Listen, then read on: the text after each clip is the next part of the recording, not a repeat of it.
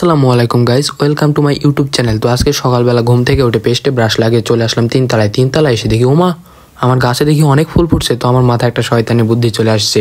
তো নিচে এসে চোখ মুখ ধুয়ে দেখি মা খাবার দিয়ে গেছে। তো খাবার দিয়ে গোসল করে রেডি হয়ে নিলাম কোচিংয়ে যাওয়ার উদ্দেশ্যে।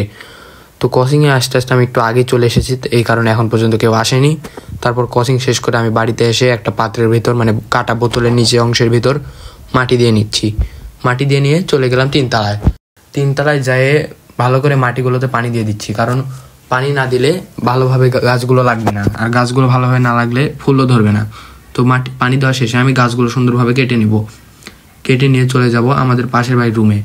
মানে পাশের বাড়ির রুমে বলতে আমাদের বাসার তিনতলা এখনো কমপ্লিট হয়নি, তাই আমি অন্য ফ্ল্যাটে যাই সুন্দরভাবে গাছটা লাগাবো। আর গাছ লাগানোর ফাঁকে আমি বলে দিই যে আমি ইউটিউবের নতুন, যারা আমাকে এখন পর্যন্ত দেখেননি তারা আমার চ্যানেলটা সাবস্ক্রাইব করে দিন, কারণ এখন থেকে প্রতিদিনই দেখা হবে।